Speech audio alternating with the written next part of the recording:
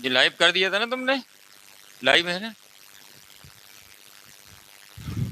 सिख धर्म के संस्थापक कौन थे? गुरु नानक जी का दर्शन 2014 में आया। गुरु नानक का जन्म कहाँ हुआ था ये भी आ चुका है। रचनाएं क्या है?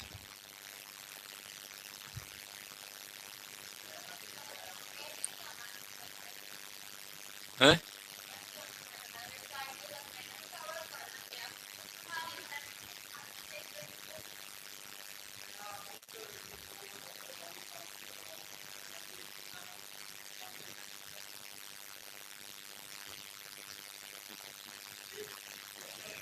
गुरु नानक की प्रमुख रचनाएं देख लेना, अभी अपन देख लेते हैं।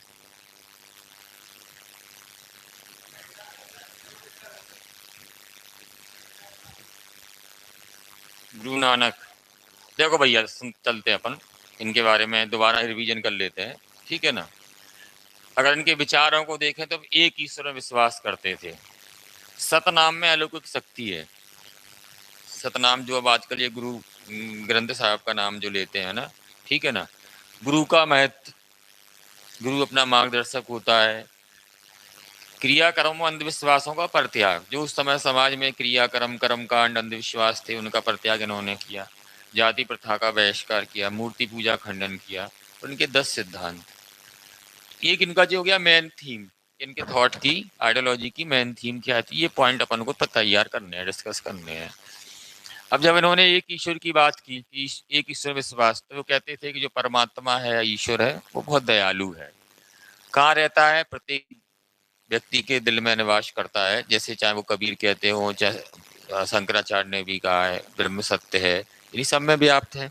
गॉड इज ओमनी प्रेजेंट, ये भी उसी बात के समर्थक थे। इनका मानना था कि अगर भक्त को भगवान को प्राप्त करना है तो स्वयं को प्रभु की इच्छा के प्रति समर्पित, यानी जो भी हो रहा है वो ईश्वर करवा रहा है, उसकी इच्छा पर छोड़ दो अपने आप को, ठीक है ना। अब स्वयं समर्पण का अभिप्राय है 5 बड़े दुश्मन, उनका क्या करना है? त्याग करना है, उन्हें समाप्त करना है। तो 5 बड़े दुश्मन कौन है? काम, क्रोध, लोभ, मोह, अहंकार, ठीक। इन 5 दुश्मनों को हमें अपने मस्तिष्क से मुक्त करना, तभी हम ईश्वर का क्या कर पाएंगे? साक्षात्कार कर पाएंगे, उसको प्राप्त कर पाएंगे। सतनाम में अलौकिक शक्ति, सतनाम को ईश्वर के नाम के रूप में संदर्भित किया गया। जैसे मैं अभी आपको बता ही रहा था, ईश्वर का नाम सत्य है और सर्वकालिक है, ठीक है नहीं। जैसे वो भी कहते हैं ब्रह्म सत्य है, ये भी कहते हैं। ये मैं जो आपको बीच बीच में क्यों बता रहा हूँ, आप लिखते समय कैसे थोड़ा लिख सकते हो, इस बात को लिखना, ठीक। जैसे इन्होंने कहा तो कबीर ने, आप उसमें लिख देना, जब आप आंसर लिखो तो उसमें लिख दो ये बात कि जैसे गुरु नानक ने कहा कि ईश्वर का नाम सत्य और सर्वकालिक है। चाहे आचार्य शंकर हो, कबीरदास जी हो, वो भी इसी तरह के विचार कहते थे, ठीक है ना। तो उससे क्या समझ में आता है जो एग्जामिनर है, कि बच्चे को डीप नॉलेज है। देखो डीप नॉलेज हो या ना हो, लेकिन दिखनी चाहिए कि डीप नॉलेज है। बात को मेरी समझना है। एग्जामिनर को, आप तो बैठे नहीं हो, क्रॉस क्वेश्चन तो वो कर नहीं रहा है, वो क्या केवल आपकी कॉपी देख रहा है। तो उस कॉपी से वो मूल्यांकन करेगा कि भाई शिवम में कितनी दम है, मनीषा में कितनी दम है, विवेक में कितनी दम है, शिवानी में कितनी दम है, ठीक है ना, सचिन में कितनी दम है, तो वो उससे ही तो कैलकुलेट करेगा। तो अगर आप थोड़ा सा भी डाल सकते हो ना, ठीक। जैसे आपने लिखा कि इन्होंने ईश्वर सतनाम को ईश्वर के नाम में संदर्भित किया, जो ईश्वर का नाम सत्य सर्वकालिक है। इसी प्रकार के विचार शंकराचार्य के भी थे, इसी प्रकार के विचार कबीर के भी थे, और आगे आने वाले कई और विद्वानों के भी थे। इस एक लाइन से क्या हो गया? कंपेरिजन हो गया। एक लाइन से आपकी क्वालिटी बढ़ गई, ठीक है ना। जैसे हमें क्वालिटी बढ़ती कैसे? क्वालिटी हमारी ऐसे ही बढ़ती है, क्वालिटी हमारी ऐसे ही बढ़ती है। आपने सब आपको आता है वो के लिए क्वालिटी नहीं है, क्वालिटी आपकी दिखनी चाहिए, ठीक है ना। तो ये सतनाम का उच्चारण करने से जो मस्तिष्क में बुराइयां हैं वो हट जाती हैं और ईश्वर स्थापित हो जाता है। सभी बुराइयों बीमारियों का इलाज वही सतनाम है, ठीक है ना।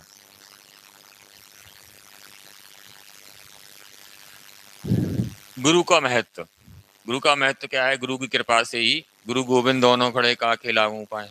ये कबीरदास जी भी कहते हैं, ये भी कहते हैं कि गुरु के बिना किसी भी भगवान का प्रभु को प्राप्त नहीं किया सकता है, ठीक है ना।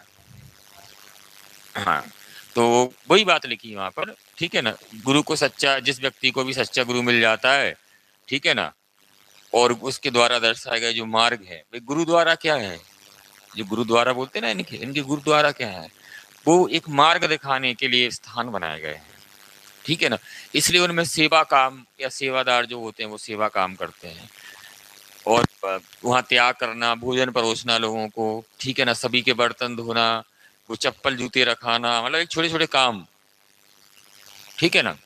क्रियाक्रमों अंधविश्वासों में पर्दा, ठीक है ना। एक इनकी इच्छा थी कि जो इनके अनुयायी हैं बैराग और सन्यास ना लें, कोई जरूरत नहीं है बैराग और सन्यास की, गृहस्थ जीवन ही व्यतीत करें, गृहस्थी में ही आप सबसे अच्छा मार्ग कर सकते हैं। अब आप देखो, आप कबीर ने ही बताया, आप पुराना भी लिख सकते हो कि भारतीय संस्कृति में जो उपनिषद दर्शन में पुरुषार्थ चतुष्टय है उनको सर्वश्रेष्ठ माना गया है, ठीक। वही बात ये कर रहे हैं, गृहस्थ जीवन, उसमें भी गृहस्थ जीवन के लिए तो है पुरुषार्थ चतुष्टय, सन्यासी त्यागी हैं उनके लिए थोड़ी है पुरुषार्थ चतुष्टय। तो ऐसे गृहस्थ जीवन में रहकर आप शुद्धता का अनुसरण आप कर सकते हो, ठीक है ना। और जो समाज के लिए कल्याणकारी कार्य करता है, जिस समाज में रहता है उसके लिए, तो उसके लिए तमाम जाति प्रथा का इन्होंने विरोध किया। हिंदू मुस्लिम दोनों एक ही भगवान की संतान है, मूर्ति पूजा का भी खंडन किया, ठीक है। उन्होंने कहा कि जो भगवान किसी मंदिर या किसी धार्मिक स्थान पर नहीं मिलता, इसलिए उनके यहाँ जो पूजा भी होती है तो किसकी होती है, गुरु ग्रंथ साहिब की, किसी मूर्ति की नहीं होती है। अब गुरु ग्रंथ साहिब में गुरु नानक की रचना किस नाम से प्रचलित है, महिला नाम से, ठीक है ना। गुरु नानक के 5 दुश्मन कौन है, काम, क्रोध, लोभ, अहंकार। और बाकी और रचनाएं क्या है इनकी, जपूजी, तखारी, राग के 12 माह, ठीक है ना। ये ऐसे ही नाम रखी है उन्होंने लोगों ने। इनके 10 सिद्धांत कल मैंने आपको बताए थे, ईश्वर एक है, जगत एक कण कण में व्याप्त है, हमें एक ही ईश्वर की उपासना करना चाहिए। अगर हम उस समान ईश्वर की उपासना करते हैं तो हमें किसी प्रकार का भय नहीं रहेगा, बुरे कार्यों के बारे में सोचना नहीं चाहिए, ईमानदारी से मेहनत करके रोटी कमाना चाहिए, ठीक है। हम सभी भेदभावों को समाप्त करना चाहिए, प्रसन्न रहना चाहिए, लोभ लालच संग्रह वृत्ति खराब है, इससे दूर रहना चाहिए, मोक्ष की प्राप्ति हेतु प्रयत्न करना चाहिए। ये अलग अलग इनके विचार हैं। अब देखो, आप इनकी शिक्षाओं का प्रशासन में क्या है आपको लाभ होगा, ठीक है ना, क्या भाई से, ठीक। तो पहला ये है कि आप इनकी शिक्षा से सांप्रदायिकता को भूलकर सभी धर्म संघों की मानता और समानता पर बल दोगे। हमारे जो विकास में या फिर सामाजिक विकास में जो क्या बाधक क्या है, बाधक है हमें अपने कर्तव्यों का सही तरह से बोध नहीं होता है। जबकि ये कहते हैं कि हर काम प्रभु की इच्छा से करना चाहिए, तो आप अपने आप कर्तव्य बोध रहेगा आपको। जैसे इनके यहाँ आपने देखा होगा, इनके यहाँ लंगर या जो भी काम होते हैं सब एक साथ बैठकर करते हैं, एक जैसे करते हैं। उससे भी जाति प्रथा का विरोध इन्होंने किया ही था, सामाजिक समानता स्वतंत्रता का समर्थन किया ही था, ठीक है ना।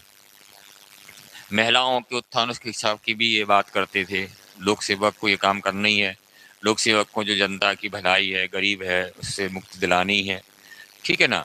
तो ये प्रशासन संचालन में भी, ये लोक सेवक के लिए, वो नैतिकता के लिए भी, नैतिक के उत्थान के लिए भी इनका जो दृष्टिकोण है वो आपका काफी आपके लिए लाभदायी है। अब आ जाते हैं अपन कबीर पर, ठीक है ना। गुरु नानक जी पे तो इतना ही कल भी अपन ने समझ लिया था, ठीक है ना। भाई देखो, थोड़ा थोड़ा मैं आपको लिखना सिखाता जाऊंगा इनका। लिखना कैसे सिखाता जाऊंगा कि आप साथ में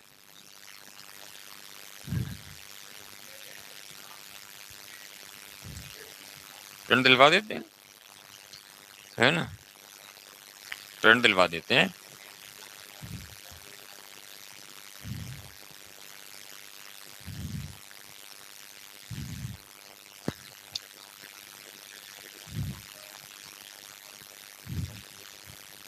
देखो भाई, अगर अपन देखें पिछले सालों में जो क्वेश्चन आए हैं, कबीर के पदों का संकलन क्या कहलाता है, सवाल आया है। इनके मानवीय दृष्टिकोण की क्या प्रासंगिकता है, कबीर के काव्य में सामाजिक चेतना पर टिप्पणी लिखिए, कबीर की प्रमुख रचनाएं बताइए, बीजक क्या है, कबीर निर्गुण प्रभु के उपासक थे, कबीर के दर्शन का आलोचना का परीक्षण करें, कबीर के प्रमुख दर्शन का वर्णन करें, कबीर के धार्मिक दर्शन को समझाएं, कबीर के विचार वर्तमान समाज सुधार में कहाँ तक प्रासंगिक है।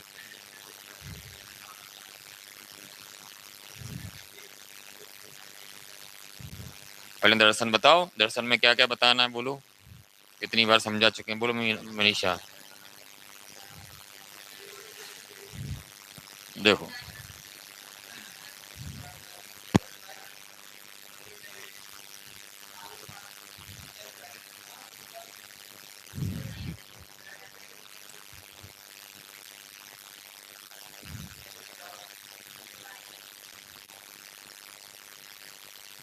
देखो, दर्शन जब भी हमें किसी का लिखना हो तो हम क्या लिखेंगे? पहले तो हमें ये बता, समझा दो आप, ब्रह्म या ईश्वर के बारे में उसने क्या कहा है, पहले तो ये बताओ।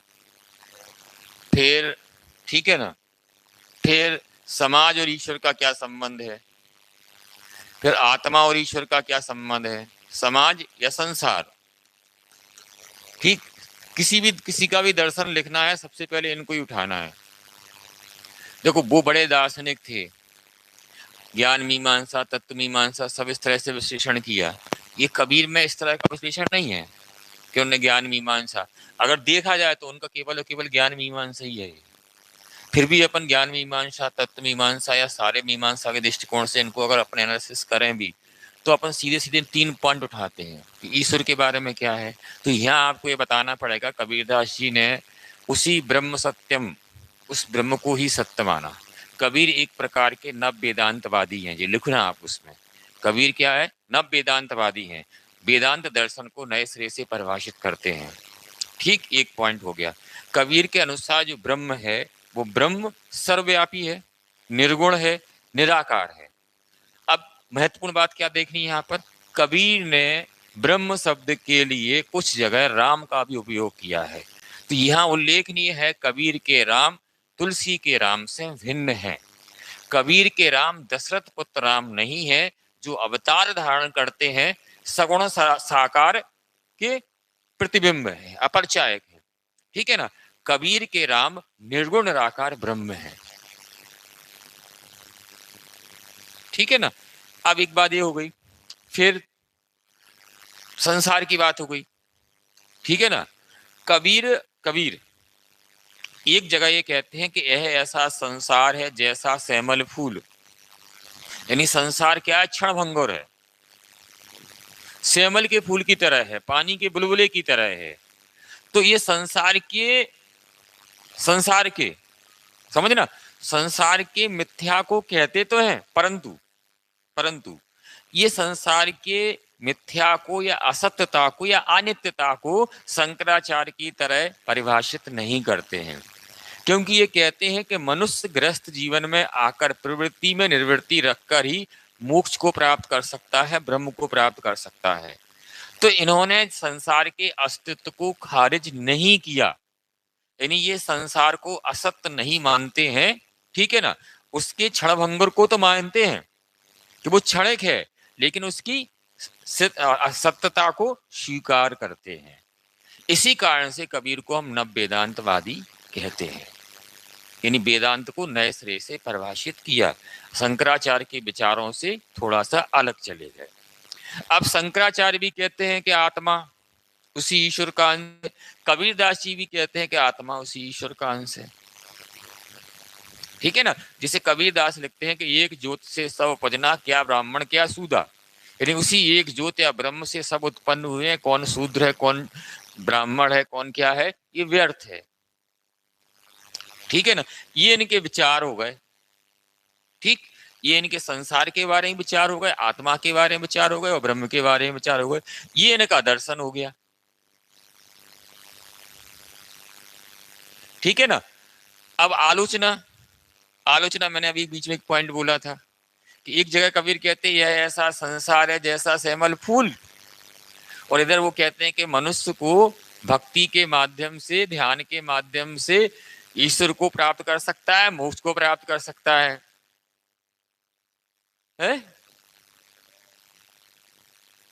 मैं ये संसार में जन्म लेकर ही मोक्ष को प्राप्त कर सकते हो, ये भी मानते हैं। तो मतलब संसार की सत्यता को एक जगह तुम स्वीकार कर रहा है, एक सत्य कर रहा है, जी आलोचना हो गई। फिर दूसरी एक और आलोचना देखो आप, कबीर ने राम का उपयोग, नाम शब्द का उपयोग किया है, जबकि राम सगुण साकार विचार के अवतारी हैं। ये राम के लिए ब्रह्म का शब्द का उपयोग करते हैं। ठीक है ना। और जो नवदा भक्ति सगुण साकार में मानी जाती हैं, जिसका गीता में भी वर्णन है, गीता में वर्णन कौन करता है? अर्जुन, वो कृष्ण, और कृष्ण स्वयं अवतारी पुरुष हैं। तो नवदा भक्ति को आप कहते हो, और आप कहते हो कबरा कूता राम का मुतिया मेरा नाम, यानी आप कहीं ना कहीं सगुण को मान तो रहे लेकिन कह नहीं रहे हो। आप अवतारवाद को थोड़ा मान ले रहे हो, नाम उपयोग कर ले रहे हो, उनके भक्ति के जितने 9 तरीके बताए ईश्वर के, वो भी आप उपयोग कर ले रहे हो। ठीक है ना भाई, श्रवण कीर्तन पूजन ये सब है। पूजन तो उसका होता है जो दिखता है, श्रवण किसका करोगे? जिनने अवतार लिया उनकी कथा का ही श्रवण करोगे। ठीक है ना, संकीर्तन किसका करोगे? जिनका अवतार हुआ उनका करोगे ना। तो आप इधर आप जगह फंस गए हो। जी आलोचना है, आलोचना ऐसे करनी है, आलोचना ऐसे करनी है उनके दर्शन की, मतलब इन चीजों का थोड़ा ध्यान अपने को रखना है। अब देखो दर्शन मैंने बता ही दिया, धार्मिक दर्शन एक ही बात है, इन्हें धार्मिक दर्शन ही दिया है। हाँ, अब अगर सामाजिक दर्शन आ जाए, या इन्हें समाज सुधारक क्यों कहा जाता है, तो इसको जरूर उठा लेना है। इसको क्यों उठा लेना है कि कबीर मध्यकाल में एकमात्र ऐसे योद्धा थे जिन्होंने अपने विचारों को, अपनी बातों को खुलकर रखा। उस समय की जो सत्ता थी, वो सत्ता इस्लामिक सत्ता थी। भारतीय समाज या भारतीय धर्म अपनी नकारात्मकताओं के कारण अपने गर्त में जा रहा था, और भारतीय समाज या भारतीय धर्म में आत्मविश्वास खत्म हो रहा था। कबीर वो व्यक्ति थे उस समय जब समाज अपने शून्यता को प्राप्त कर रहा था, भारतीय समाज या भारतीय धर्म, तब कबीर उसके अंदर आत्मविश्वास पैदा करते हैं, और समाज में जो धार्मिक हो चाहे सामाजिक हो, को प्रथाएं थी, कृतियां थी, कदाचार थे, उनको समाप्त करते हैं। और खुले मंच से उस समय के धर्म के प्रोधा थे, धर्म के प्रचारक थे, उनको चैलेंज करते हैं।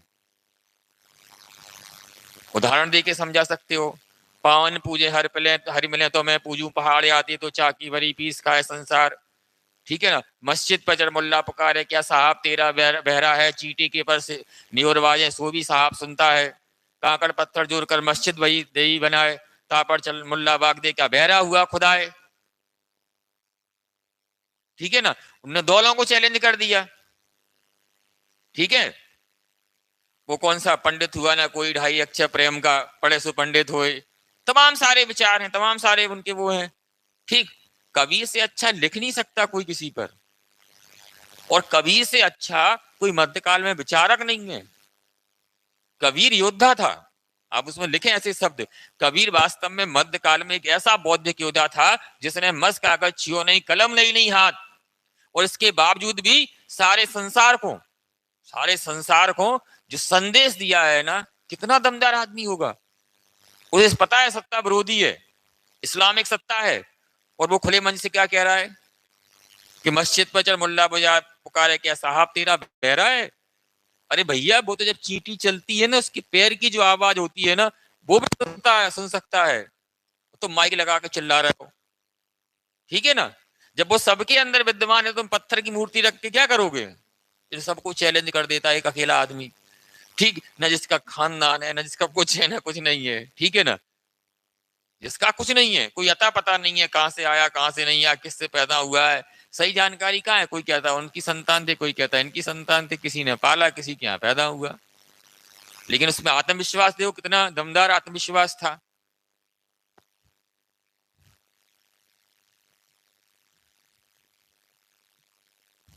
देखिए अब आप, कबीर भक्ति काल के सागा के महान कवि, दार्शनिक, समाज सुधारक, तमाम सारी बातें। जन्म सम्मत 1455 वाराणसी में हुआ था। माता का नाम नीरू था, पिता का नाम नीमा था। कमाल और कमाली इनकी संतान का नाम था। स्वामी रामानंद इनके गुरु थे। अवधी और पंचमेल खिचड़ी इनकी भाषा थी। बीजक में क्या है, कबीर के शिष्यों द्वारा उनकी वाणियों का संकलन किया गया है। इसके 3 भाग हैं, साखी, शबद और रमेनी। साखी में कबीर की शिक्षा है, उपदेशों सिद्धांतों का संकलन है। शबद में संगीतात्मक शैली और भाव प्रधान रचनाएं हैं, और रमेनी में चौपाई छंद में लिखी गई है कबीर के दार्शनिक और रहस्यवादी विचार है। ठीक है ना, आप ऐसे ही लिखे आएंगे, ऐसे ही में आपको नंबर आ जाएंगे, कुछ इसमें आपको दिमाग लगाने नहीं है। अगर कोई अकेली साखी आ गई तो लिख दो कबीर की शिक्षा। शबद आ गई, एक आध एग्जाम्पल डाल देना, एक आध दोहा डाल देना, हो गया काम। आधी लाइन लिख देना दोहा की, जितना आपके पास स्पेस मिल रहा कॉपी में।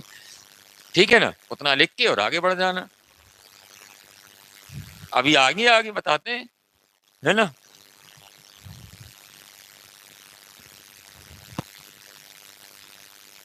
कबीर के समकालीन सामाजिक दर्शन में आ जाते हैं। चलो भैया, वैसे उनका जो सामक दर्शन था, समाज में धार्मिक विद्वेष था, अंधविश्वास थी, जाति प्रथा थी, ऐसी समस्याएं थी। जब कबीर का पदार्पण हुआ, कबीर जब समाज में आए तो चैलेंज क्या था उनके सामने? उनका युग आया, कबीर के का जब युग आया तो उनके सामने चैलेंज क्या था? उनके सामने चैलेंज था, सामाजिक विद्वेष था, धार्मिक विद्वेष था, अंधविश्वास था, जाति प्रथा थी, समानता जैसी कोई बात नहीं थी, समाज असमानताओं से घिरा हुआ था।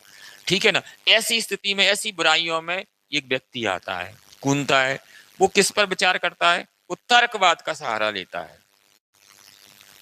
क्या अपन मध्यकालीन व्यवस्था में तर्कवाद की, यूरोपीय तर्कवाद पर विश्वास नहीं कर रहा था उस समय? तो उस समय यूरोप में भी अंधयुग चल रहा था, डार्क एज। ठीक है ना? उस समय वहां भी रेनेसां नहीं आया था, वहां भी उस समय पुनर्जागरण नहीं आया था ना। उस स्थिति में कबीर तर्क की बात करता है और समाज की बुराइयों पर, जैसे कई सारे तर्क, जैसे मैंने अभी एक दिया, एक जो सवपजना क्या ब्राह्मण क्या शूद्र, तर्क है, ये तर्क है? हाँ, रविदास का भी है। देखो ये पूरी एक चेन थी, मतलब एक ग्रुप था उस समय का, अलग अलग क्षेत्र में। कबीर अवध क्षेत्र में कर रहे थे, रैदास राजस्थान और इधर दिल्ली के आसपास वाले क्षेत्र में कर रहे थे। कुंभन दास थे वो वहाँ, वो भी वहाँ कर रहे थे। जैसे कुंभन दास की चौपाई है बहुत बढ़िया दोहा,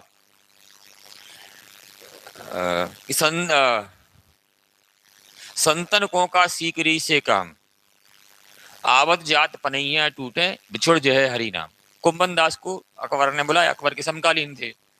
तो उनने क्या है ना, उनने जवाब भी लिख के भेजा कि संतन को का सीकरी से काम। सीकरी मतलब फतेहपुर सीकरी राजधानी थी। ठीक है ना? तो उसे सीकरी से क्या काम?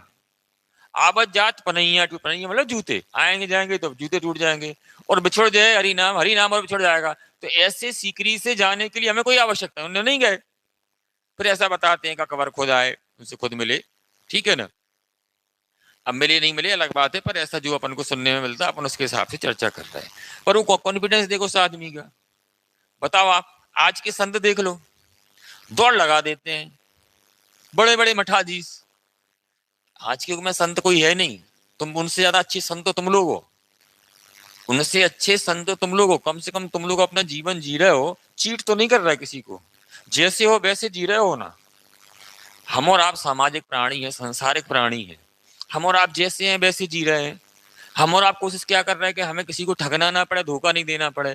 हमारे आप के लिए इतना पर्याप्त है। हम तो अपने जीवन में मानते हैं, मुझे चाहे कोई भी ठग ले जाए, पर मैं संसार में किसी और को ना ठगूं। मेरा अपना व्यक्तिगत विश्वास है, किसी ने मुझे ठगा, उसमें मेरा कुछ नहीं बिगड़ने वाला है, ठगने वाले का बिगड़ने वाला है। पर मुझे अपने व्यक्तिगत रूप से नहीं ठगना है। जितना मैंने जिससे जो लिया है ना, मैं भगवान से प्रार्थना करता हूँ कि मैं उससे ज्यादा उसको लौटा दूं। किसी भी व्यक्ति से जितना, एक जो हमारा कर्म है उस कर्म के अनुसार मैं कोशिश करता हूँ। ठीक है ना? मैं कोशिश ये करता हूँ कि जितना जो मुझे देता है उससे ज्यादा मैं उसको दे दूं। ठीक है ना? पर ये कम नहीं है, ये कम नहीं है। मान के चलो हम लोग संसारिक व्यक्ति हैं, हम लोग से अगर 19-20 भी हो जाए तो हम लोग की कोई बुरे नहीं है, क्योंकि हमारा आध्यात्मिक व्यक्ति नहीं है। हमने कोई ऐसा कर्म नहीं स्वीकार किया कि हमें समाज को धर्म की शिक्षा देनी, इसकी शिक्षा देनी है। हम और आप संसारिक जीव हैं, हमें संसार में जो अपन अपनी योग्यता से क्षमता से कर रहे हैं वो कर रहे हैं। ठीक है ना? तो उसमें बस हमारी कोशिश इतनी रहती है, और रहना चाहिए प्रत्येक मनुष्य की, तुम लोग से भी मेरी अपेक्षा रहती है कि जीवन में बस इतना करना है कि किसी ऐसे व्यक्ति को नहीं ठगना है। ठीक है ना? जो कमजोर है, असहाय है। ठीक, प्रशासन में जाकर इतना जरूर ध्यान रखना है कि जो कमजोर है, असहाय है, पीड़ित है, शोषित व्यक्ति है, उसके साथ तुम्हें अन्याय नहीं होने देना है। बाकी तुम्हें जो इच्छा है सो करो, अपना सांसारिक जीवन जैसे जीना है वैसे जियो। लेकिन कभी भी जो कमजोर व्यक्ति है ना, उसको जीवन में देखो, चाहे उसको आप दुआ बददुआ मानो, चाहे उस कुछ भी मानो। ठीक है ना? जब आप किसी कमजोर को परेशान करते हो, पीड़ित करते हो, तो वो उसकी आत्मा से जो निकलता है ना, वही आत्मा का अंश है, उसी ईश्वर का अंश है उस आत्मा में। ठीक, उसी ईश्वर का अंश है हम सबकी आत्मा में। ठीक, तो हम सबको कभी भी ऐसे काम से बचना चाहिए किसी व्यक्ति की आत्मा दुखी हो। इतना जरूर, इतना बस, इतना ही सफलता बहुत बड़ी है। इसको मैं बहुत बड़ी सफलता मानता हूँ, और वास्तव में है भी, कि आप पूरे जीवन में इतना भर काम कर लेते। तो देखिए आप, समाज की बुराइयों पर तार्किक प्रहार। तू कहता कागज की लेखी, मैं कहता आंखन देखी। तू पुराणों में लिखा, ग्रंथों में लिखा वो सुनाता है, मैं तो आंखें देख के कहता हूँ। ठीक है ना। और तमाम सारी सामाजिक रूढ़ियों पर हार कर सकते हो आप। जाति पात पूछे नहीं कोई, हर का बजे तो हर का कोई, तमाम सारे। ठीक है, लिखो आप, ले आ गया जो अभी मैं सुना रहा था, तो मुझे लिखा है। ठीक है ना। जात न पूछो साधु की, पूछ लीजिए ज्ञान, और मोर करो तलवार का, पड़ी रहन दो म्यान। म्यान को क्या देखना, तलवार देखो ना कौन है। मनुष्य देखो, उसके अंदर आत्मा है, मनुष्य है वो, इस ईश्वर का बनाया हुआ है। अरे वो कौन सी तलवार, यानी वो कहाँ पैदा हुआ, किस जाति में पैदा हुआ, किस धर्म में पैदा हुआ, इससे क्या लेना देना आपको। वो स्त्री है पुरुष है, इससे क्या लेना देना। मुझे क्या फर्क पड़ना चाहिए कि शिवानी लड़की है या ये लड़का है। मुझे सिर्फ एक फर्क पड़ना चाहिए कि ये भी उसी ईश्वर के अंश है जिस ईश्वर के अंश हम हैं। हमें सिर्फ यही फर्क पड़ना चाहिए, हमें ऐसे ही व्यवहार करना चाहिए। और चाहे आप देखो, आप उपनिषद कहते हैं नर सेवा ही नारायण सेवा है। वो भी तो कहते हैं नर सेवा ही नारायण सेवा है। ठीक, ये भी तो कहते हैं नर सेवा ही नारायण सेवा है। कबीर भी कहते हैं नर सेवा ही नारायण सेवा है। अभी आगे मिलेगा आपको। सब देखो आप, ये सबको एक ईश्वर की संतान माना है इन्होंने। अभी मैंने एक ज्योत से सब उपजना, क्या ब्राह्मण क्या शूद्र, मैं भी आपको बता ही रहा था। सांप्रदायिकता, हिंदू कहते राम हमारा मुस्लिम रहमाना, आपस में तो लड़ते हैं मरम को नहीं जाना। कोई मरम नहीं जानता वास्तविकता क्या है। वो कहते राम हमारे हैं, वो कहते रहीम हमारे हैं। देखे राम, कबीर के राम कौन है, ब्रह्म। देखे किसी ने नहीं देखे, ब्रह्म किसी को देखा।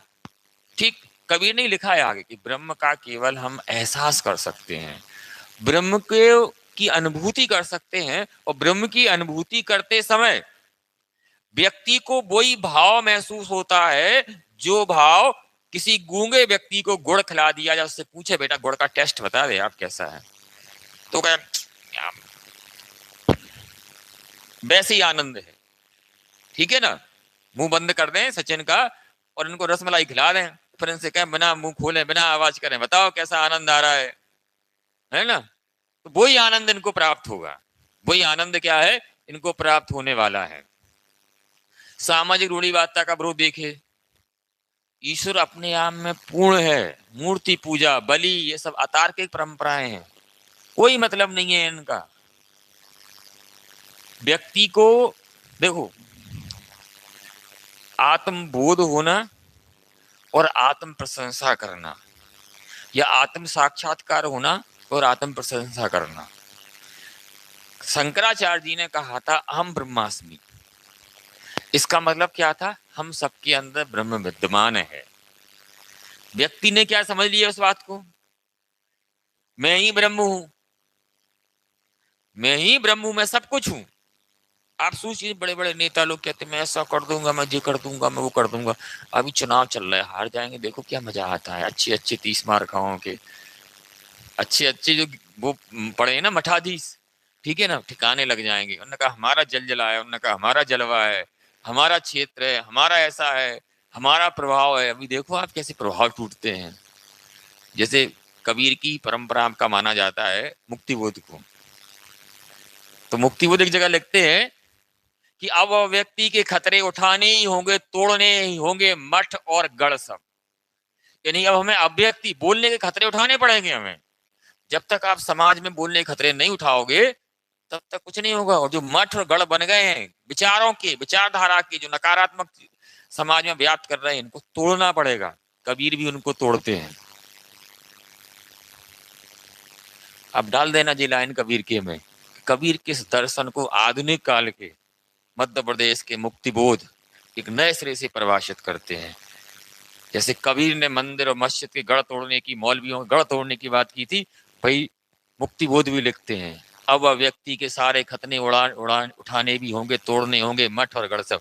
ये क्या हो रहा है, कितना बड़ा व्यक्ति खतरा उठा रहा है। कबीर कोई कूट देता, कितना निडर निर्भीक व्यक्ति था ये, आप सोचिए आप कितना निडर और निर्भीक व्यक्ति था, जिनके पास सत्ता है उनको खुला चैलेंज दे रहा है। और रहता कहां था, अवध में। अवध क्षेत्र किसके कंट्रोल में था, और सबसे ज्यादा धज्जियां उनकी उड़ाई उसने, सबसे ज्यादा उन्हीं की उसने धज्जियां उड़ाई। ठीक है ना, चाहे कुछ भी हो, मूर्ति पूजा हो, कुछ भी हो, उसने बड़े बड़े उससे। ठीक है ना। देखो आप, व्यक्ति स्वयं का मूल्यांकन करे, स्वयं का साक्षात करे, बुरा जो देखन में चला, बुरा ना मिलिया कोई, जो दिल खोया अपना, मुझसे बुरा ना कोई। हमारे अंदर जो बुराई है उनका हमें समझना है। हम लोग क्या करते हैं, अपने अंदर की बुराई ना देखकर दूसरों को दोष देते हैं। हम अपनी असफलताओं के लिए दूसरों को मत्थे बढ़ देते हैं। ठीक सिलेक्शन हो गया तो हमारा नहीं हुआ तो कोचिंग वाले ने ऐसी तैसी कर दी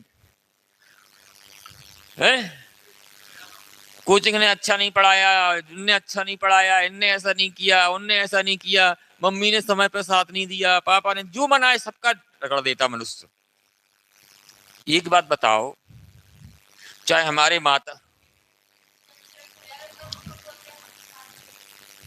मैं कह रहा हूं ना, तो उनको उनको सुनना भी पड़ना चाहिए ना, है ना। हम जी कब कह रहे हैं कि जो अगर तुझे कहता है कि हम साथ थे, तो अगर उसका नहीं हुआ तो वो ये कहे कि हम साथ नहीं थे, तो हम उसमें भी तो साथ थे। देखो बेटा, अभी एक स्टेज पे तुम आना, अभी तुम्हें मेरी असली जरूरत आपको पता है कब चलेगी, जब आप मेंस दे रहे होगे। अभी नहीं है मेरी जरूरत, मैं खुद ही कह रहा हूँ। मेरी असली आवश्यकता आपको जब पड़ेगी, जब आप मेंस दे रहे होगे। मैं बता रहा हूँ, मैं अपनी अपनी उपयोगिता बता रहा हूँ तुम्हारे लिए। उस समय आपने मेरा लाभ उठा लिया तो आप 150 नंबर बढ़ने में टाइम ही नहीं लगेगा। अभी तो कुछ नहीं है, जैसा जैसा सब प्रवचन चल रहा है चलने दो, ठीक है ना। असली वो है एक्चुअली क्या, उस समय एक तो आपको लिखने कैसे अच्छा लिखना है, और अच्छा इंप्रूवमेंट कैसे करना, नंबर अच्छे लाने हैं। और उस समय आप भावनाओं में बहोगे। आप चाहे इतने तार्किक हो, चाहे इतने ज्ञानी हो, चाहे इतना पढ़ लो, भावना में। मैंने अच्छे अच्छे इंटेलिजेंट लड़के देख लिए, अच्छे अच्छे ज्ञानी, अच्छे अच्छे मेहनती देख लिए, ठीक है ना, जिनने रैंक लिया पीएससी यूपीएससी में, रोए सब हैं इस कंपटीशन में। आंसू सबके निकले, आंसू सबके निकले, ठीक है ना। उसका कारण उपलब्धि बड़ी है, उसका कारण डर नहीं है, उपलब्धि बड़ी है। ये बात सत्य, सत्यता को स्वीकार करना चाहिए कि उपलब्धि बड़ी है। ठीक, उस उपलब्धि बड़ी है इसलिए उसका भय आता है। और अगर आप ये स्वीकार कर लगते हो उपलब्धि बड़ी है, तो उसका जो दबाव आता है, उस दबाव को कैसे चैलेंज करना है, कैसे फेस करना है, ये भी आप कर सकती हो। दबाव आना स्वाभाविक है, चैलेंज आना स्वाभाविक है, कोई बड़ी बात नहीं इसमें नहीं आए। ऐसा हो ही नहीं सकता है किसी को दबाव महसूस ना हो। चाहे इतने आप ज्ञानी बने रहो, अच्छे से अच्छे जो टॉप रैंक लाता है वो भी दबाव में आता है, वो भी दबाव में आता है। इंटरव्यू बोर्ड में घुसता दबाव उसमें भी आता है। अभी जैसे इंटरव्यू चल रहे हैं, हर दूसरे दिन एक आध बच्चे का फोन आता है, सर घबराहट हो रही है, कल इंटरव्यू है, परसों इंटरव्यू है। अभी हम मॉक देने गए थे इंदौर में एक कोचिंग में, उनने कह दिया तुम अच्छी नहीं लगती हो, तुम्हारे चेहरे पर एक्सप्रेशन नहीं है, तुम्हारे चेहरे पे ग्लो नहीं दिख रहा है। मैंने कहा इससे क्या लेना देना है एग्जाम, उसको इंटरव्यू लेने वाले को। अरे वो कोई ऐसी चीज नहीं है कि उसके बिना कुछ नहीं होगा। देखो हम बताएं, सिविल सर्विस में ये सब कहावतों से नहीं काम चलता है, आपके एक्सप्रेशन से काम चलता है। भाई ऐसा होता तो हर सुंदर लड़की इंटरव्यू जाकर सिलेक्ट होकर आ जाती। आपका आत्मविश्वास कितना है वो आपके चेहरे पे दिखना चाहिए। ठीक, जो इंटरव्यू ले रहा हो वो कौन सा सब सलमान खान बैठे वहां पर, या ठीक है ना, है क्या।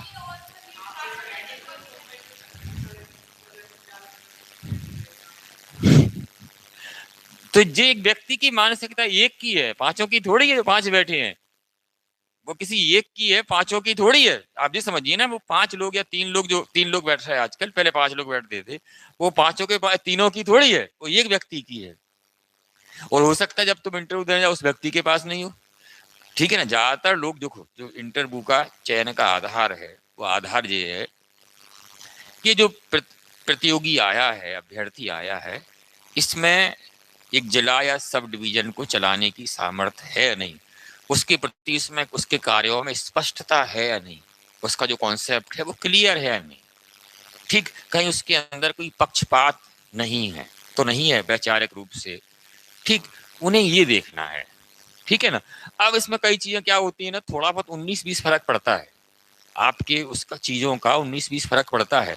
लेकिन अगर आप सिस्टमेटिक तरीके से रहते हो और आपकी बातचीत में आत्मविश्वास दिखता है, तो बहुत अच्छे नंबर ऐसे लोगों के आए हैं। समस्या जब ही आती है जब अपने आपकी बातचीत में आत्मविश्वास नहीं दिखता, तब समस्या जरूर आती है। आपकी बातचीत में आत्मविश्वास आता है, स्पष्टता आती है, विनम्रता आती है। देखो, जो बड़ा व्यक्ति है वो विनम्रता की अपेक्षा रखता है, वो सम्मान की अपेक्षा रखता है, वो बहस करना पसंद नहीं करता है। जो बहुत ज्ञानी या बड़ा व्यक्ति है उम्र में, आप देखो मेरी एक बात समझना, ठीक है ना। आप जैसे हम और आप सब, ठीक है ना, तुम हमसे छोटे हो, ठीक, हम तुमसे बड़े हैं। हम और आप अपने माता पिता या बड़ों के सामने जब किसी चीज को लेकर बहुत ज्यादा वाद विवाद करते हैं तो उन्हें अच्छा नहीं लगता, भले ही हम सही कर रहे हो तब भी, ठीक है ना। उसी चीज को अगर हम विनम्रता पूर्वक उनकी इच्छा से बोलते चले जाते हैं, ठीक है ना, पूछ पूछ कर कहीं ऐसा आप ऐसा है तो क्या ठीक है, तो उन्हें लगता है हाँ ठीक है, ठीक है ना। अभी नहीं आएगा तुम्हें समझ में, अभी अल्प ज्ञान है।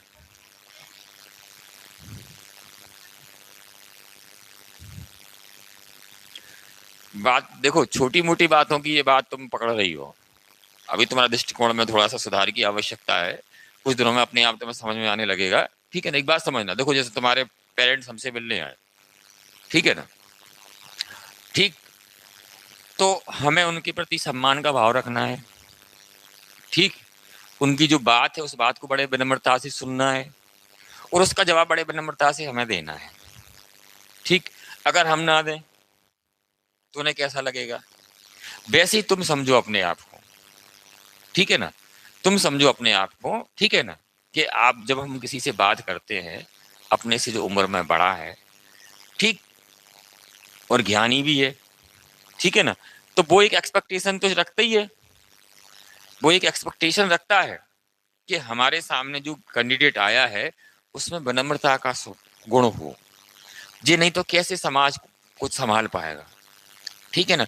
गरीब आदमियों की कैसे चिंता कर पाएगा विनम्रता गुण नहीं, उनके एक्सपेक्टेशन अलग है, हमें उनके एक्सपेक्टेशन समझना है।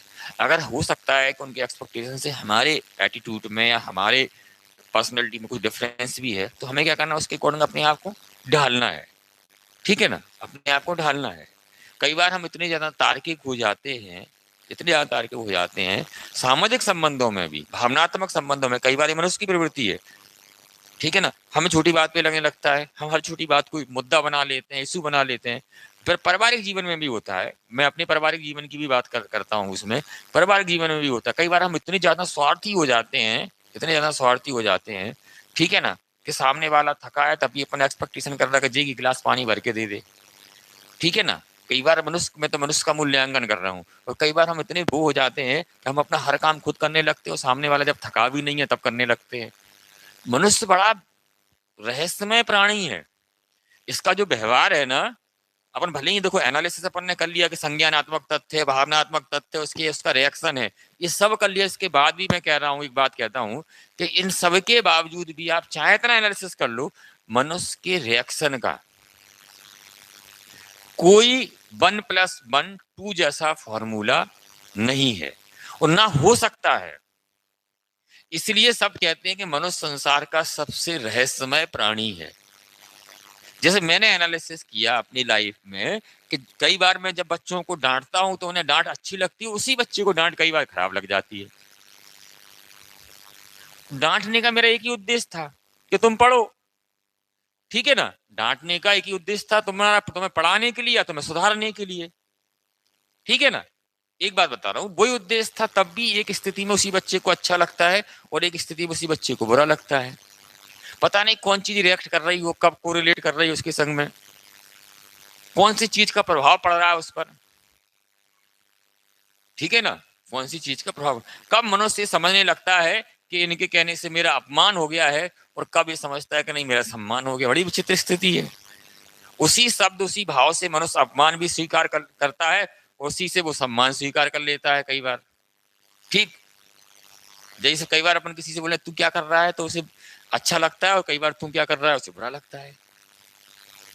जब अपन तू तड़ाक में किसी से बात करते हैं तो जब कई बार उसे क्या फील होता है शिवम कि अपनत्व, मतलब अपनत्व से बात हो रही है, कई बार लगता है तो कोई सम्मान नहीं है देखो।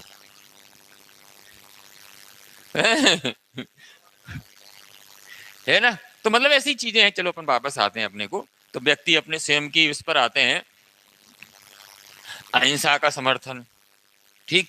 अब देखो, अब जब आप लिखो अहिंसा का समर्थन तो आप लिखो उपनिषदीय दर्शन में अहिंसा परमो धर्मा के साथ गौतम बुद्ध महावीर स्वामी ने जिस प्रकार से अहिंसा को समाज के लिए आवश्यक माना, कबीर उसी विचार को आगे बढ़ाते, लिखने का तरीका है जी, सीधे नहीं कि अहिंसा का समर्थन किया बस हमने लिख दिया।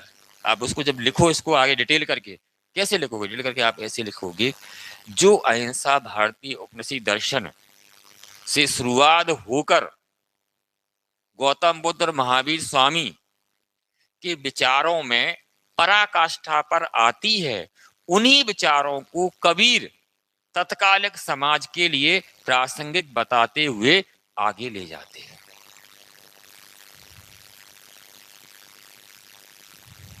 ठीक है ना? तब आप इस तरह से आप चीजों को लिखो, उसमें लिखो विनम्रता। ऐसी वाणी बोलिए मन का आपा कोय, और उनको शीतल लगे। धन संग्रह करो, साईं इतना दीजिए जामे कुटुन समाए, मैं भी भूखा ना रहूं। कब तार्किकता के चलो भैया धार्मिक दर्शन पे कहाँ गए, इतनी खाली क्यों आ गई है जी यहाँ से।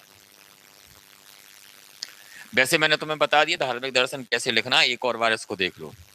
ब्रह्म के नारूप की उपासना, आराध्य राम को निराकार माना, ऋणगो राम जपहरे माई, जपहरे भाई, माई नहीं भाई, ठीक है ना। निर्गुण राम जपहरे भाई, ईश्वर एक ही तथा सर्वव्यापी है, सांप्रदायिक हिंसा भेदभाव व्यर्थ है, गुरु के द्वारा ईश्वर की प्राप्ति संभव है, गुरु और ईश्वर एक ही है, मत गुरु की महिमा अनंत अनंत किया उपकार। ठीक है ना। धार्मिक आडंबरों का विरोध, हिंदू मुस्लिम इनका विरोध किया, मूर्ति पूजा का पान पूजे हर मिले, कांकर पत्थर जोड़ के मस्जिद लई बुलाए। प्रेम व वास्तविक ज्ञान पर ये कहते थे कि ईश्वर की प्राप्ति प्रेम से है, लेकिन ने बड़ा भक्ति के लिए बड़ा चैलेंज देखो आप यहाँ देखना। आप कबीर कहते हैं कि कबरा ये घर प्रेम का, खाला का घर नाए, शीश उतारे मुई धरे तब घर बैठे आए। यानी जो भक्ति का मार्ग है, प्रेम का मार्ग है, खाला का घर नहीं है, जब मुंह चाय उठाए मुंह चल दी और आ गए। खाला मतलब मौसी, मौसी का चाय जा सकते हो, वो तो माँ जैसी है, मासी। ठीक है ना। लेकिन ये उसका घर नहीं है, प्रेम का घर है, भक्ति का मार्ग कठिन है। ठीक है ना, क्योंकि उसमें क्या है, त्याग की आवश्यकता होती है, इसलिए कठिन है। उसमें क्या है, त्याग की आवश्यकता होती है, आपको त्याग करना पड़ता है, प्रवृत्ति में निर्वृत्ति से रहना पड़ता है, संसारिक भोगों से मुक्त होना पड़ता है। आप सोचिए, इसके संतान बच्चे सब कुछ होने के बाद भी भक्ति की इतने चरम पे गया कबीर, और वो भी निर्गुण भक्ति। भाई संसारिक व्यक्ति जो होता है, वो संसारिक व्यक्ति एक बार क्या कर सकता है कि वो एक बार सगुण भक्ति तो कर सकता है, निर्गुण भक्ति नहीं कर सकता है। निर्गुण भक्ति में ध्यान लगाना पड़ता है, अपनी इंद्रियों पर नियंत्रण रखना पड़ता है। सगुण में गया, पूजा करे, पाठ करे, जप करे, रावण पढ़े आए, सगुण भक्ति है। सुंदरकांड पढ़े आए, हनुमान चालीसा पढ़े आए, सगुण भक्ति है। 4 परिक्रमा लगाया है, तो उस समय आपने भगवान का नाम ले लिया, ठीक, और कनेक्टिविटी भी हो गई, क्योंकि सामने विशाल मूर्ति है, सारे लोग, उसी माहौल वैसा हो जाता है, वैसी वहां पर ऊर्जा होती है। भाई किसी मंदिर में ज्यादा भीड़ क्यों है, किसी मंदिर में ज्यादा भीड़ क्यों है, राम राजा सरकार में भीड़ ज्यादा क्यों है, अयोध्या में भीड़ ज्यादा क्यों है, पीताम्बरा भीड़ ज्यादा क्यों है, और एक गली मोहल्ले में जो मंदिर बना उस पर इतनी भीड़ क्यों नहीं है? वहां पर ऊर्जा, सकारात्मक ऊर्जा का संचार ज्यादा है। ठीक, किसी वजह से वहां प्रकट हो गया, ज्यादा लोग गए, ज्यादा भजन पूजन हुआ, ज्यादा पाठ पूजा हुई, कोई ज्ञानी व्यक्ति आया, उसने संचार कर दिया सकारात्मक ऊर्जा का। पीताम्बर पीठ के स्वामी जी महाराज थे, उन्होंने कहा था कि उन्होंने एक विधान बताया है, बोले इस विधान से अगर पूजा होगी तो पीताम्बरा माई यहाँ पर एकों तक रहेगी, अगर ये विधान नहीं रहा तो 100 साल बाद चली जाएगी। तो पीताम्बरा माई की उसी विधान से पूजा होती है। पीताम्बरा पीठ पे जो पुजारी होते हैं, वो पुजारी, एक पुजारी की 4 पुजारियों की ड्यूटी लगती है, और वो 4 पुजारी केवल 7 दिन रहते हैं, 7 दिन बाद दूसरे 4 आ जाते हैं। तो जितने दिन 7 दिन जो पूजा करता है, उसे ब्रह्मचर्य का पालन करना पड़ता है, उसे तामसिक भोजन नहीं करना पड़ता है, उसे जूते नहीं पहनने पड़ते हैं, उसे जमीन में सोना पड़ता है, कुछ नियम है, उन नियमों का पालन करना पड़ता है, वही पूजा करता है। फिर 4 दिन बाद 7 दिन बाद 4 दूसरे आ जाते हैं। जैसे वहाँ 20-25 पुजारियों की ड्यूटी रहती है, एक महीने में एक आदमी को 7 दिन ही पूजा करनी होती है, फिर 7 दूसरे आ जाते हैं। तो बहुत नियम पालन, तो उन्होंने लिखा है अपने उसमें, जो उनका गुरु महिमा और तमाम सारे पूजन विधि उन्होंने जो लिखी है, उनमें उसमें लिखा है कि अगर इसके रहेंगे तो रहेगी, और नहीं रहेंगे तो चली जाएगी यहाँ से। उन्होंने स्पष्ट लिखा है, चली जाएगी माई यहाँ से, बैठे रहना। ठीक है ना। तो ऐसे स्थल है, उनमें किसी व्यक्ति की कृपा है, ईश्वर की कृपा है, ठीक है ना, कुछ सकारात्मक ऊर्जा है, तब तक वो है, जैसे ही वहां पर खत्म हो गई वो चल देगा। ठीक, तो हाँ, वापस आ कबीर का मार्ग क्या है? अब वो व्यक्ति देखो, आप सांसारिक जीवन में रहकर इतना आत्मविश्वासी, सांसारिक जीवन में रहकर इतना आत्मविश्वासी, क्या उसे डर नहीं लग रहा होगा ये कि मैं मुल्लाओं को यहाँ पर चैलेंज कर रहा हूँ, ठीक है ना, चार इस्लाम के वो पकड़ के पट्टे आके आ जाएंगे, कौन सा कोर्ट कचहरी है कि आप चले जाओगे, सुप्रीम कोर्ट और हाई कोर्ट है। उस समय तो राजशाही थी, राजतंत्र था, ठीक है ना, वो दूसरे देश का शासन था, दूसरे देश का, दूसरे धर्म संप्रदाय का शासन था, और तुम उसको चैलेंज कर रहे हो, तुम उसको क्या कर रहे हो, चैलेंज कर रहे हो। वो चैलेंज करने के बाद भी तनक भी, तनक भी क्या है, उसको संकोच नहीं है, डर नहीं है, उसे ये डर नहीं है कि मेरे पत्नी को मारे, बच्चों को मारे, क्योंकि मोह रहित हो गया है, वो इंद्रियों पर जीत लिया है उसने। जो अपन ने पढ़ा ना, स्पर्श तमाम तरह के जो सुख हैं, सुखों से परे जा चुका है वो, ठीक, वो केवल कर्तव्य पालन करने के लिए उसने, आचरण को बनाए रखने के लिए उसने विवाह किया, उसने आचरण को बनाए रखने के लिए विवाह किया, संसार को भोग के लिए विवाह नहीं किया उसने। कबीर ने विवाह आचरण को बनाए रखने के लिए किया, भोग के लिए नहीं किया। और वास्तव में भारतीय संस्कृति विवाह भोग के लिए नहीं है, अपने चरित्र आचरण को बनाए रखने के लिए है। और जो व्यक्ति, दोनों व्यक्ति, जो स्त्री और पुरुष, अगर इस दृष्टिकोण से जीवन जीते हैं, उन्हें कभी ना लड़ाई होनी है, ना कुछ होना है। जहां वो भोग की दृष्टि से, जब जब पश्चिम में या आधुनिक काल में क्यों इतने तलाक और ये सब हो रहा है, आप लिख देना कबीर को कि वर्तमान काल में जो वैवाहिक समस्याएं और तलाक जैसी को प्रथाएं आ रही हैं, कबीर के विचार कितने प्रासंगिक हैं। क्योंकि उनके लिए विवाह और जीवन साथी आध्यात्मिक क्रिया है, केवल चारित्रिक निर्माण के लिए है, वो भोग के लिए नहीं है, अपेक्षाओं के लिए नहीं है। वर्तमान में अपेक्षाओं की अधिकता के कारण, भोग के दृष्टिकोण, उपभोक्तावादी दृष्टिकोण के कारण विवाह विच्छेद जैसी समस्याएं भारतीय समाज में भी आ रही है। ये लिखना सीखो, ये कला सीखो, ये कला तुम्हें दूसरों से भिन्न ले जाती है। अकेला इनका दर्शन आपको दूसरों से भिन्न नहीं ले जाएगा, आपको भिन्न क्या ले जाएगा, आपकी कला, आपकी लेखन कला है कि आप किस बात को कैसे उपयोग कर ले रहे हो। शॉर्ट में देख लो आप, सामूहिक दर्शन में क्लियर, नैतिक दर्शन में क्लियर, जिसमें जो पॉइंट समझ में नहीं आप पूछो।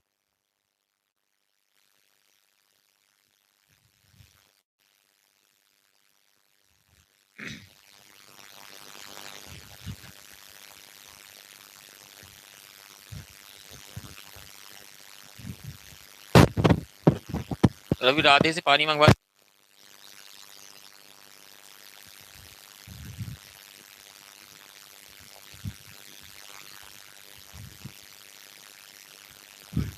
अब देखो, इसमें क्वेश्चन नोट कर लेना अभी इस पीडीएफ में से, या उनसे ले लेना, ठीक है ना। तो वो क्वेश्चन क्या है ना, आलोचना, बुराई, देखो अब, ठीक है ना, चूक तो सबसे होती है, चूक तो सबसे होती है।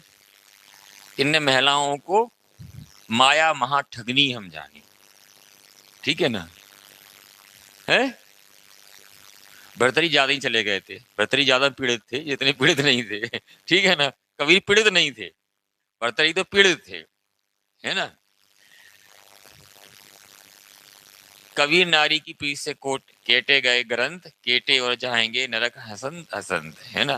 तो जो थोड़ा सा सुखों का नाश करती है, ठीक, लेकिन आगे यही कहते हैं कि नारी निंदा ना करो, नारी रतन की खान, नारी से नर होते ध्रुव प्रहलाद समान, ठीक है ना, बैलेंस बना दिया।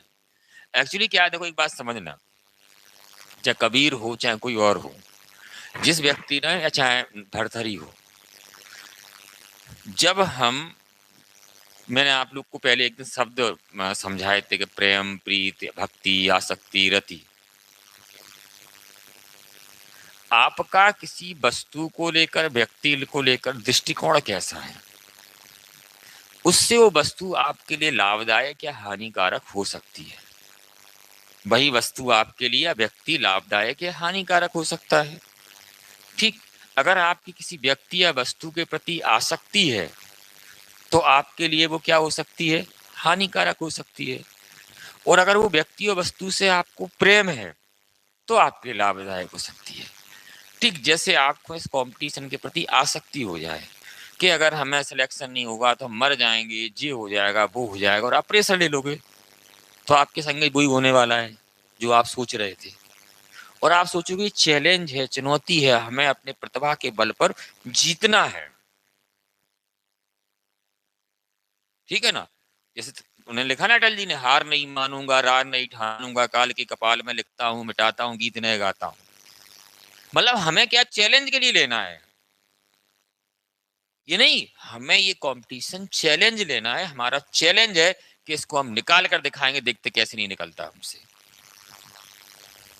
ठीक है ना?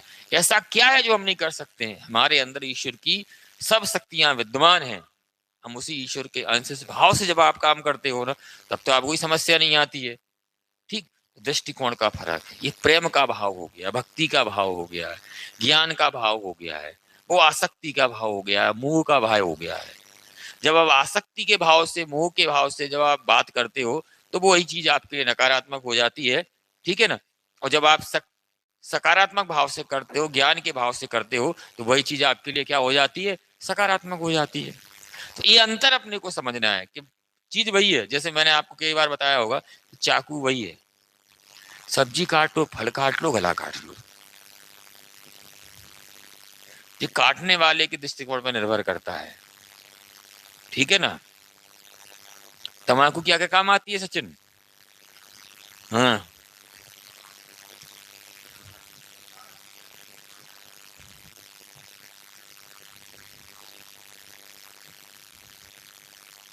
सही चल रहा है काम